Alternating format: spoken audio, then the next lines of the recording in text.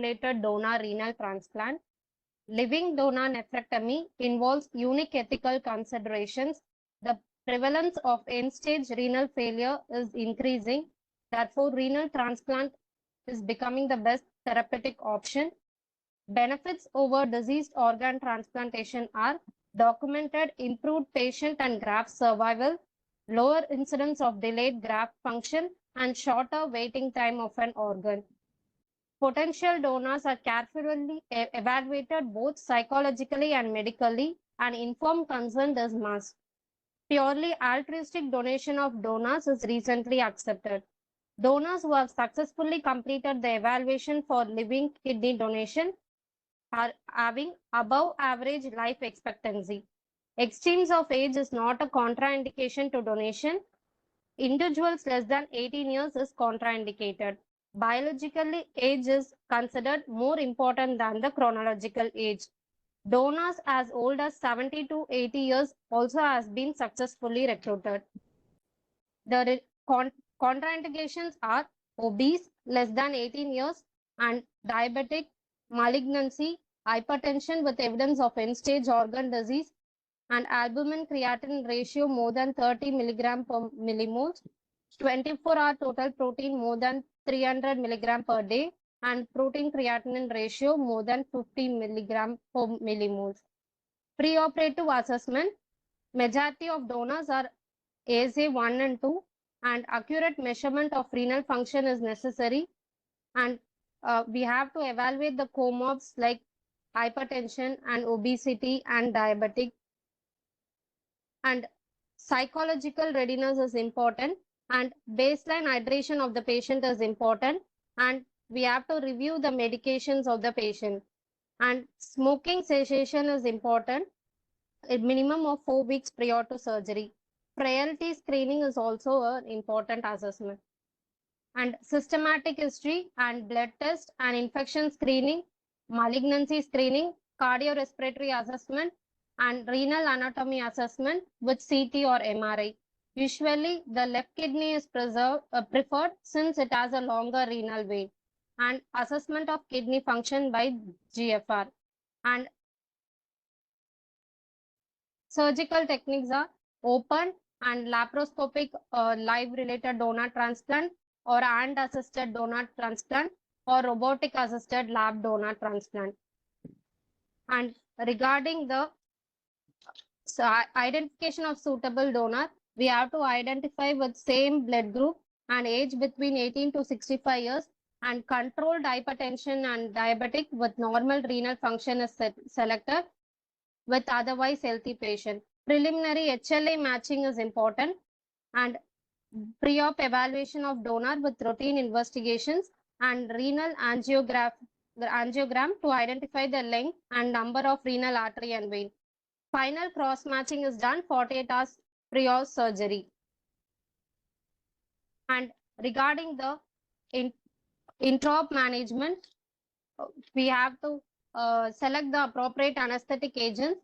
Induction with propofol is most often preferred due to its antiemetic properties. Fentanyl or sufentanil can be used for analgesia, and for maintenance, volatile agents can be used, for example, isoflurane, or total intravenous anesthesia with propofol and remifentanil can also be used. Propofol decreases the rate of postoperative nausea and vomiting. We have to avoid sevoflurane since it is nephrotoxic, and it contains compound A as a metabolite. And it's better to avoid nitrous oxide since it causes bowel distension and it hinders the surgical view and it leads to postoperative nausea, vomiting. And neuromuscular blocking agents like atracurium and cisatracurium is preferred since it has organ independent clearance.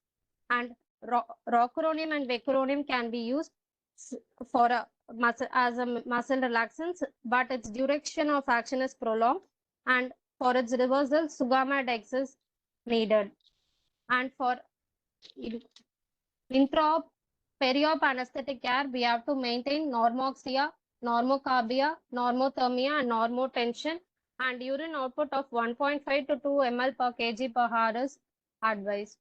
And we have to we have to give prophylaxis with antibiotics to prevent surgical site infection, and comprehensive thromboembolism prophylaxis is needed with low molecular weight heparin. We have to start it before surgery and continue for at least 5 days or until discharge. And also for prevention of thromboembolism, pneumatic compression devices or graduated stockings can be done. And consultant and surgeon and anesthetist should be present during the surgery, and careful positioning during the patient is important. The patient is positioned in near lateral or kidney position, and there are possibilities of femoral nerve damage and lateral femoral cutaneous nerve damage. Other complications during positioning are airway compromise, pressure source, and venous access compromise. And we have to keep a kidney rest, and we have to raise it gradually with stable BP.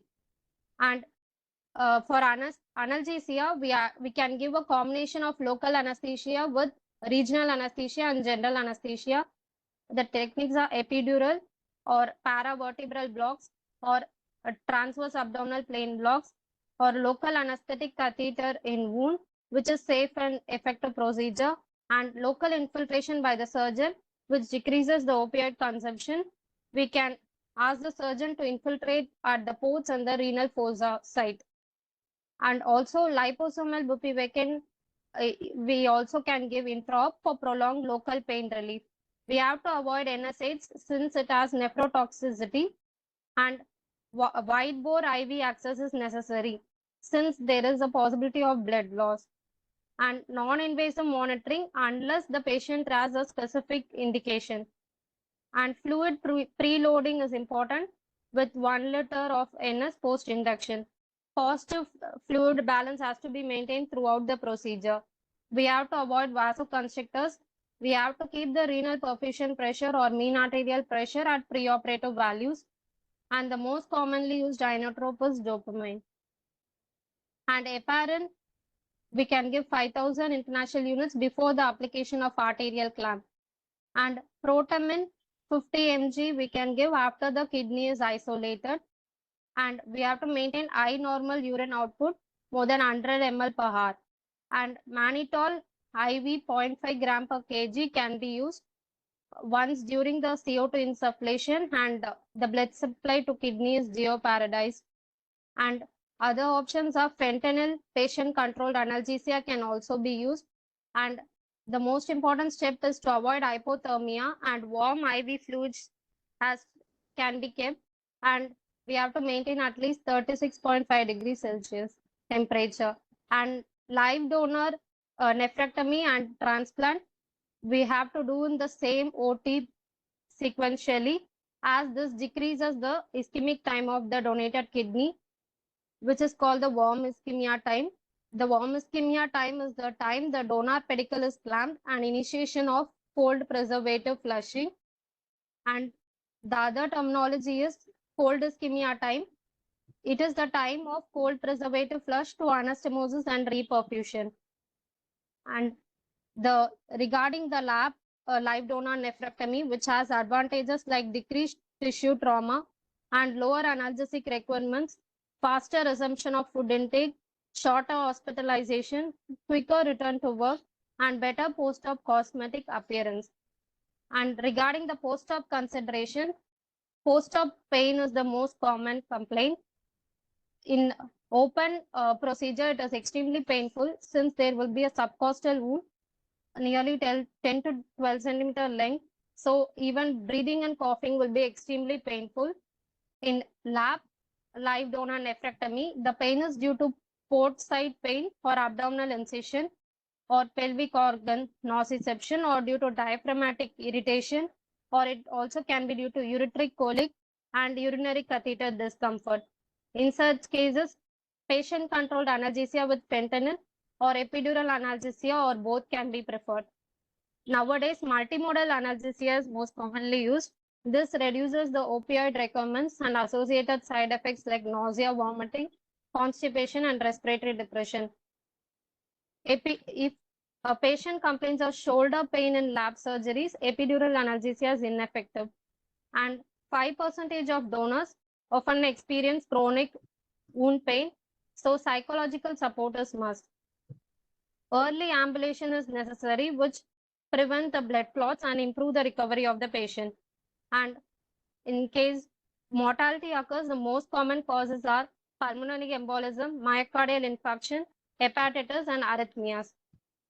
And regarding the morbidity, the complications occur in 20% of the living donors and in 1 to 2% become significant.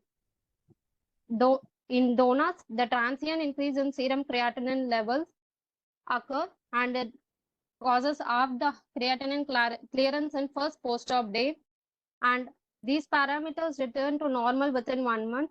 Although clinically asymptomatic microalbuminuria persists in 1 to 5 donors. So long-term follow-up is necessary.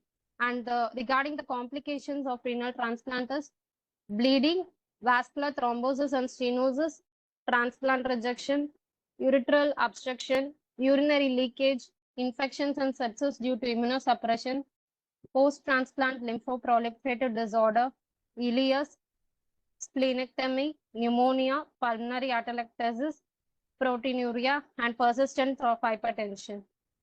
Thank you, sir. Okay. It was a very nice presentation about all the time concentrating on the donor. What about the recipient? Transplant in a live donor transplantation, you have to describe the management of recipient also, isn't it?